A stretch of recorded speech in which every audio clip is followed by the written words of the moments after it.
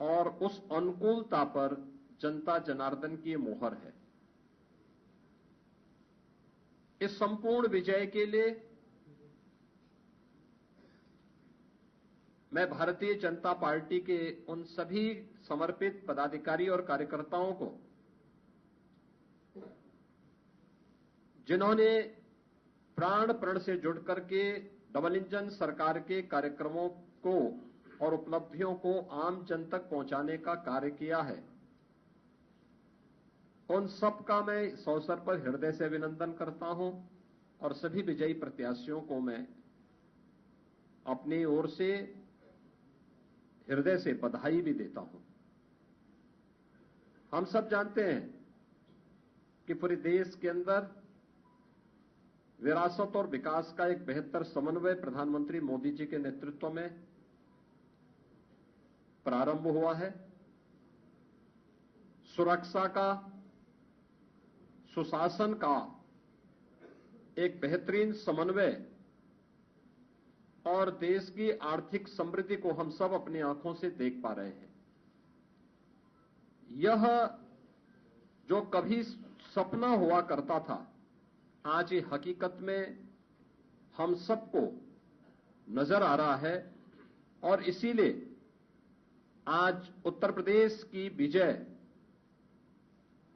जो 7 विधानसभा सीटों पर उपचुनाव में भारतीय जनता पार्टी गठबंधन को प्राप्त हुई है, यह उत्तर प्रदेश की ओर से प्रधानमंत्री मोदी जी के अभियान को, ये 7 कमल भी उस पूरे अभियान के प्रति समर्पित है।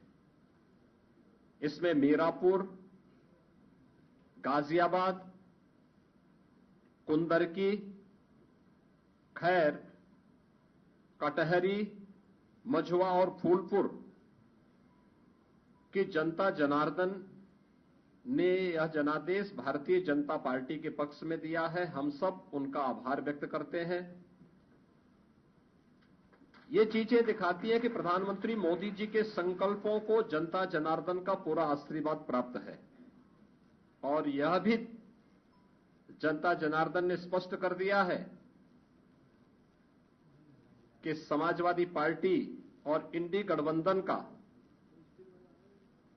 लूट और झूठ की जो पॉलिटिक्स है, अब इसके अंत की उद्घोषणा भी यह चुनाव है। स्वाभाविक रूप से हमारे पदाधिकारी और कार्यकर्ताओं ने कड़ी मेहनत की, पूरी मजबूती के साथ, पूरी प्रतिबद्धता के साथ इस परिणाम को लाने के लिए पूरी प्रतिबद्धता से लग करके इस अभियान को एक नई ऊंचाई तक पहुंचाया। मैं उन सभी को भी हृदय से इस जीत पर बधाई देता हूं। जनता जनार्दन का मैं पूरी विनम्रता के साथ अभिवादन भी करता हूं। मित्रों, उत्तर प्रदेश के अंदर ये परिणाम हमारे पक्ष में है और यही महाराष्ट्र के अंदर भी हम सबको देखने को मिला है। एक प्रचंड और अभूतपूर्व ऐतिहासिक विजय भारतीय जनता पार्टी महायुति गठबंधन को महाराष्ट्र के अंदर प्राप्त हुआ है। यह जो जनादेश महाराष्ट्र के अंदर प्राप्त हुआ है, यह राम और राष्ट्र के आराधक आदरणीय प्रधानमंत्री जी के यशस्वी नेतृत्व को, नए भारत के नए महाराष्ट्र के विश्वास की मोहर है। छत्रपति शिवाजी महाराज के आदर्शों की विजय है और बाबा साहब भीमराव अंबेडकर का अपमान करने वालों की यह एक पराजय भी है। महाराष्ट्र राज्य में भारतीय जनता पार्टी महायुति गठबंधन के सहयोगी शिवसेना शिंदे गुट को जितनी सीटें प्राप्त हुई हैं, महाविकास आघाड़ी यानी इंडी गठबंधन जो देश के अंदर है, उसको कुल मिलाकर के भी उतनी सीटें नहीं प्राप्त हो पाई है। आज एक बार फिर से स्पष्ट हो गया है कि देश की जनता को मोदी जी की नीति, उनकी नीयत, उनके नेतृत्व और उनके निर्णयों पर अटूट विश्वास है। इस देश ने मोदी जी को अपना नेता माना है और उनके मार्गदर्शन में पूरा देश एकजुट होकर के उनके साथ खड़ा है। यह आज का चुनाव, चाहे वह महाराष्ट्र का चुनाव हो, उत्तर प्रदेश का उपचुनाव हो या देश भर में हुए उपचुनावों के परिणाम इस ओर हम सबका ध्यान आकर्षित करते हैं। यह गांव, गरीब, किसान, नौजवान, महिला, वृद्ध, शोषित, पीड़ित और वंचित की आशा और आकांक्षा पर जनता जनार्दन की विजय का एक प्रतीक है। तुष्टीकरण और सांप्रदायिकता के शॉर्टकट से मार्ग से सरकार बनाने का सपना देख रहे इंडी गठबंधन और महाविकास अघाड़ी की एक पराजय भी है। लाखों कार्यकर्ताओं के संकल्प की सिद्धि हुई है। उनका परिश्रम आज सार्थक हुआ है।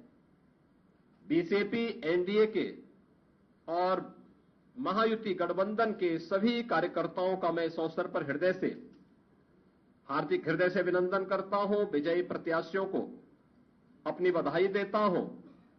खासतौर पर मुझे उत्तर प्रदेश के उपचुनाव के बारे में मतदान के दिन से ही समाजवादी पार्टी जिस तरीके से नलकल प्रलाप कर रही थी, जनता जनार्दन ने उसको कैसे जवाब दिया है।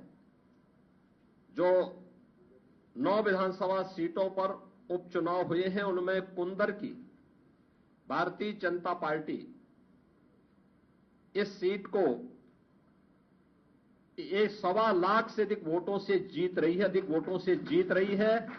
और मुझे ये बताते हुए प्रसन्नता है कि समाजवादी पार्टी के प्रत्याशी की यहां जमानत जब्त होने वाली है।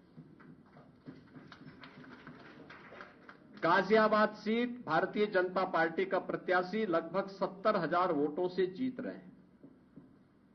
फूलपुर में भारतीय जनता पार्टी का प्रत्याशी 11,000 से अधिक वोटों से विजयी हुए हैं। खैर में भारतीय जनता पार्टी का प्रत्याशी 38,393 वोटों से विजयी घोषित हुए हैं।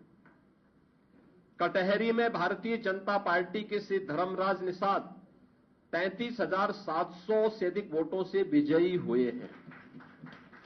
मीरापुर में भारतीय जनता पार्टी के सहयोगी दल राष्ट्रीय लोक दल की प्रत्याशी श्रीमती मिथिलेश पाल 30,426 वोटों से विजयी घोषित हुई हैं। और मझवा में भारतीय जनता पार्टी की प्रत्याशी 4,863 वोटों से विजयी घोषित हुई है। ये कुल जो भारतीय जनता पार्टी और सहयोगी दलों के प्रत्याशी विजयी हुए हैं, ये उनके आंकड़े आपके सामने में दे रहा था। और समाजवादी पार्टी का प्रदर्शन का आकलन आप कर सकते हैं। समाजवादी पार्टी तो कहती थी कि सीसामऊ और कुंदरकी का चुनाव कैंसिल होना चाहिए। सीसामऊ में समाजवादी पार्टी विजयी हुई, लेकिन समाजवादी पार्टी की प्रत्याशी वहां पर मात्र 8,600 वोट से जीती है। आप अनुमान करिए, लोकसभा चुनाव में समाजवादी पार्टी ने 2022 में इस सीट पर समाजवादी पार्टी 2022 में जो हार का अंतर था, यह 12,200 से अधिक वोट से था। और यह इस बार केवल 8,000 वोटों तक सीमित रह गई। करहल 2022 में समाजवादी पार्टी का प्रत्याशी वहां 67,500 से अधिक वोटों से विजयी हुए थे। और इस बार यह अंतर मात्र 14,000 का रह गया है।